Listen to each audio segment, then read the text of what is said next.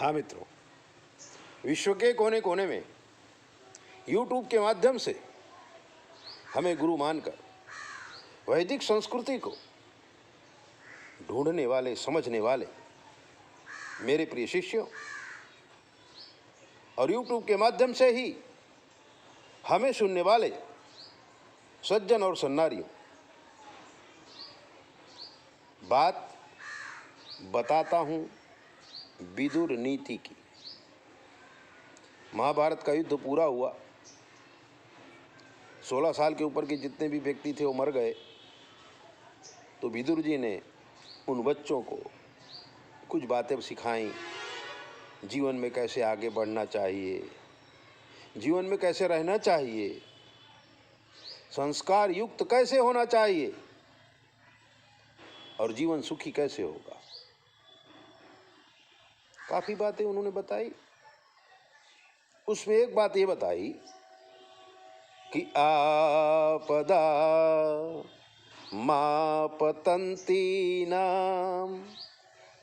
आपदा मापतन्तीनाम हितोप्यायाति हेतुताम, मातृजंघे वत्सस्य स्तंभो भवति बंधने। गाय का बछड़ा दूध पीने के लिए कुदम कूद करता है क्योंकि उसे भूख लगी है। मनुष्य भी शरीर प्राप्त करते ही चारों तरफ कुदम कूद करता है धन कमाने के लिए। तो जो गाय का मालिक होता है वो बछड़े को गाय के जांघों के बीच जो स्तन है उस दूध में दूध पीने के लिए लगा देता है। वही मां की जंघाएं उस बछड़े का बंधन बन जाती है। ठीक उसी प्रकार से ईश्वर हम जैसे जीवों को भोजन में लगा देता है और हम जब खाने लगते हैं, भूख मिटने लगती है, उस परमात्मा को भूल जाते हैं और सोचते हैं कि हमने किया, ये हमारे कर्म का फल है, अगर हम न होते तो क्या होता। ऐसा अभिमान मन में आ जाता है। लेकिन व्यक्ति सोच नहीं पाता है कि उसकी कोई वैल्यू ही नहीं है। वो क्या करेगा, क्या कर सकता है। उसके हाथ में कुछ भी नहीं। पूर्व जन्म के कर्मों के अनुसार वो कभी अच्छाई में फंस जाता है, कभी बुराई में फंस जाता है। उसके हाथ में ये तो है कि बुरे कर्मों को छोड़कर वो अच्छा कर्म कर सकता है, दुख को सहन करके सुख को पा सकता है। लेकिन दुख सहन करना ये कोई सामान्य बात नहीं है। अपने दिल पे विश्वास भी लाना पड़ेगा कि ईश्वर जो भी कुछ कर रहा है वो बिल्कुल सही कर रहा है। लेकिन यहीं पर व्यक्ति नास्तिक हो जाता है और कहता है कि भगवान से हमारी क्या दुश्मनी है, उस व्यक्ति को इतना सब कुछ दे दिया और हमको कुछ नहीं दिया। इसी को पाप कहते हैं।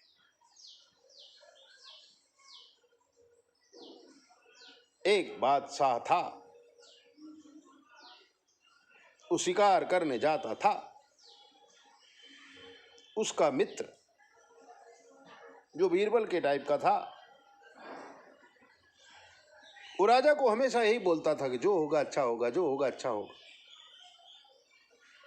इसमें एक दिन राजा तलवार साफ कर रहा था, तलवार हाथ से छूट गई, पैर की उंगली कट गई।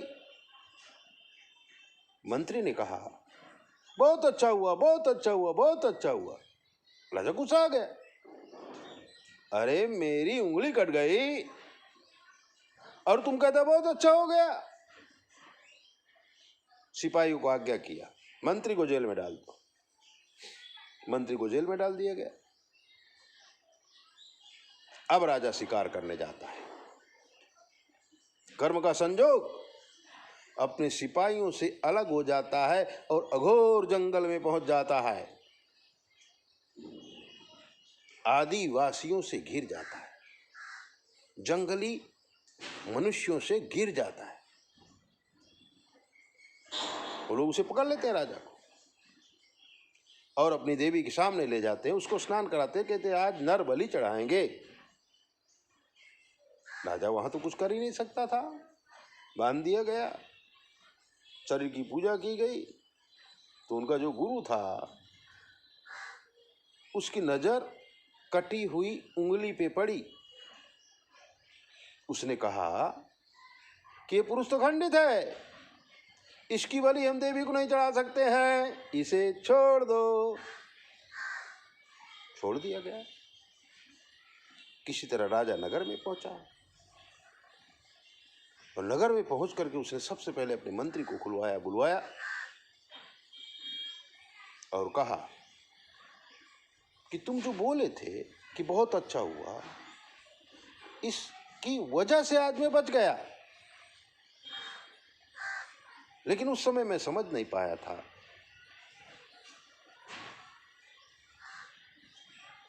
कि चलो मेरी उंगली कटी और ये बोलता है कि बहुत अच्छा हो गया, चलो मेरे साथ तो अच्छा हो गया। लेकिन तुमको जो जेल में रहना पड़ा उसमें क्या अच्छा हुआ? मंत्री ने कहा राजा साहब, आप जब भी शिकार करने जाते थे मैं आपके पास ही रहता था, उस जंगल में मैं भी आपके साथ होता। आपको तो खंडित पुरुष समझ के वो लोग छोड़ देते, लेकिन मैं तो खंडित नहीं हूं, मेरी तो बलि चढ़ा दिए थे, इसलिए मेरे लिए तो और अच्छा हो गया। कहने का भावार्थ ये है, समझो कि हमारे जीवन के अंदर घटती हुई जो भी घटनाएं हैं, ईश्वर को सौंप करके हमें हमेशा यही कहना है कि हे परमात्मा, अच्छा किया या बुरा किया, जो भी किया हमारी अच्छाई के लिए किया। ऐसी दिव्य बातें जानने के लिए आप हमारे चैनल को सब्सक्राइब करो, लाइक करो, और अगर आपके जीवन में कोई कष्ट है हमसे पूछ लीजिए, शास्त्र के मत के अनुसार हम आपको जवाब देंगे, वो भी बिल्कुल फ्री। 9825200108 पर फोन करके आप कुछ भी पूछिए। फोन 4 से 6 में करिए। किसी भी प्रकार का मैसेज हमारे पास मत भेजो, फोन करके ही हम बात करते हैं। गुड मॉर्निंग, गुड नाइट, अनेक प्रकार के भगवान के चित्र आप जब हमें भेजते हैं हमको डिलीट करना पड़ता है और आपको भी उंगली टच करके अपना समय बर्बाद करना पड़ता है। किसी को भी मत भेजो। जिसको आप प्यार करते हैं फोन करके बात करो। अरे अपने मोबाइल में आया हुआ कचड़ा सबकी मोबाइल में क्यों भेजते हो? ना आपने पढ़ा ना उसने पढ़ा, इतना सब कुछ भेजने का मतलब क्या होता है? सुबह उठते ही आप मोबाइल खोलते हैं और कितने मैसेज आए वो खाली देख लेते हैं और वही मैसेज औरों को चिपका देते हैं। इससे काफी नुकसान होता है। किसी के द्वारा भेजे हुए मैसेज आप किसी को मत भेजो। समय को बर्बाद मत करो। समय भगवान का है। ईश्वर हमें समय बहुत कम दिया है, उसका अच्छा उपयोग करो। कुछ पढ़ो, कुछ लिखो, मोबाइल का सदुपयोग करो। मैसेज भेजने के लिए मोबाइल नहीं है, इमरजेंसी बात करने के लिए है और ऐसी दिव्य बातों को सुनने के लिए। 9825200108 पर फोन करिए, मैसेज मत करिए। जय भीम। अपना ध्यान रखो।